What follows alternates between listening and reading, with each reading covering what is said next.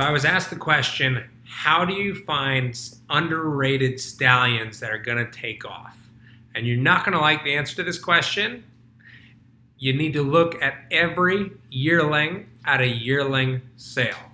So why I say that is you need to understand by seeing volumes of horses, what types of horses does that stallion produce?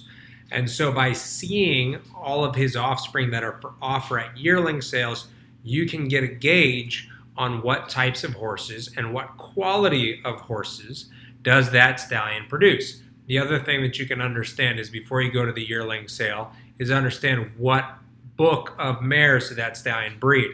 If they had a phenomenal book of mares, of grade 1 winners, grade 1 producers, and then you go to the yearling sales and you don't see a whole lot of good yearlings, more than likely that stallion's going to be a flop because he's been given the best of the best and he hasn't been able to produce with it. So when you're trying to understand what are good stallions, you need to understand what quality of mare did that horse get. You then need to see the offspring and see what he produces. There are certain stallions that throw towards the mare. You'll look at their babies in a sale and none of them look the same. There might be minor things that you can see on them, but most of them look like there's no similarities. Those are stallions that typically turn into great broodmare sires. They throw more towards their mothers. And over time, they'll be very good on the female side of families. When it comes to stallions that produce race horses and future runners, you're looking for stallions that throw similarities of good horses throughout. So if you go to a yearling sale and you look at a bay, light bay horse and it's got a blaze, more than likely it's an Into Mischief. Most Into Mischiefs look the same. They all have very similar traits that you will see amongst them, not just at yearling sales, but at 2-year-old sales when they're in training. So you're looking for stallions that stamp their offspring with a similar trait throughout, and you're looking for stallions that will throw good offspring over time. So if you're looking at the Derby Trail this year, I could tell you potentially back from the yearling sales when we saw them, Good Magic across the board had very good looking yearlings. Justify had very good looking yearlings. Now Justify would have had a substantially better book of mares than Good Magic, so you need to keep that in mind. The other one who had good horses at the yearling sales, and then also when we saw them at the 2-year-old sales, was Bolt d'Oro. City of Light also had some nice horses, but his horses looked like they wanted to be like him, a little bit later maturing, a little bit more maybe late 3-year-old. You'd start seeing those horses kind of mature into what they wanted to be, which kind of, that's what he was, right? He really got well closer to the end of his 3-year-old year and then moving on to his 4-year-old career. So you need to understand what you're seeing, what those look like, and I use that as a barometer to then say, you know what, these stallions look like they're producing good offspring. Let me send my mare to them now. So understanding stud fees. Year 1, you've got excitement, you've got buzz, you've got all this press as they retire from the track. Their stud fees are at, until they prove themselves, are at the highest that they're going to be. Okay. Then year 2 comes and they have to drop it sometimes to keep that book of mares full for that stallion. And then the next season, they usually have to drop it a little bit more to keep that book of mares full for that stallion. So when you're looking at the yearlings and you say, hey, look, across the board, these yearlings look really good, you can get to that stallion at a cheaper price in those latter years before he has runners, understanding that what you have seen is probably going to turn into a racehorse. And so that's the gambles that you take, is breeding it to them in year 2 and year 3. How this market works and how you can take advantage of it if you're a breeder who wants to breed to race or even breed to sell. Most commercial breeders breed to first-year sires. Now, if you're asking yourself why, this is why. There's no risk. So you have Cyberknife coming off the racetrack this year, and Cyberknife's exciting. Looks like he could be a good stallion prospect. So everybody's going to flock to Cyberknife. So then when those yearlings go to the sale the first year, there's a lot of buzz behind Cyberknife. These are the first babies on offer.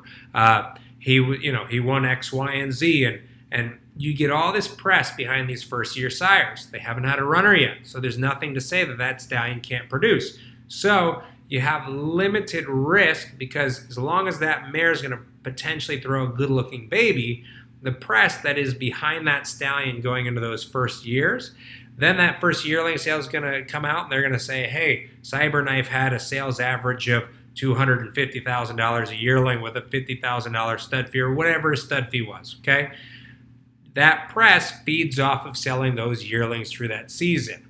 Then they run.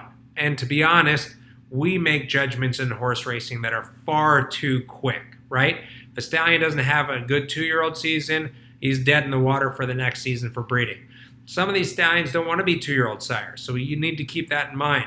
You need to understand what that stallion was as a racehorse, because more than likely, if he becomes a good sire, he is going to produce that when he is a stallion. So look at the yearlings at the sales, understand who's consistently throwing good horses, and you'll get an idea of who's probably going to take off. Personally, in my belief, a stallion who I think is going to have a solid year with his 2-year-olds, but even a better year with his 3-year-olds, is Omaha Beach. I think he's one of the most underrated sires in Kentucky. I think you can get to him for $30,000.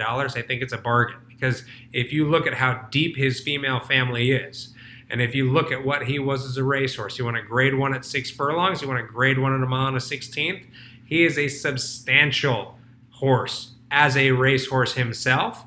And the only reason why he didn't get a ton of press into retirement was he got sick over the summer after he had the entrapped epiglottis that caused him to miss the Derby. And then he won the grade 1 at 6 furlongs. And then they didn't know if they had him right to run him in, a longer distance race. So they ran him the mile. He had a poor break. Mike Smith kept him too far back, and he finished second to Spun to Run. So still a very good racehorse. I think he's going to be a good sire. So that's number 1. I think Good Magic is going to turn into a good sire. His stud fee is starting to reflect, what he should be. Underrated, undervalued. I think most of the other ones that I specifically like, I think are at the value that they're probably worth.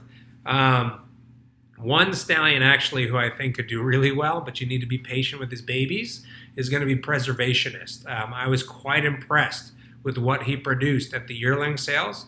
Obviously, he was a substantial horse as a 4-year-old with Jimmy Jerkins. So he would be another underrated one that I would say that I think could take off.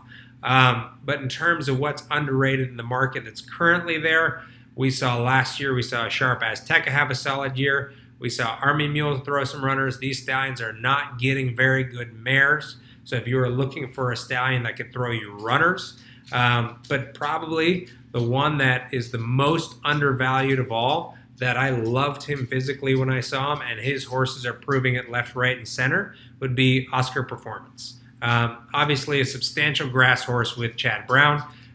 He's produced some very good turf horses thus far, but he has produced a very nice filly and red carpet ready, so it shows that his offspring can run on dirt and that he should have more success on dirt. So if you want me to give you my top 3 underrated stars right now, I would say Omaha Beach, Oscar Performance, and let's throw in Army Mule. Okay, there you go. There's 3 out of 5.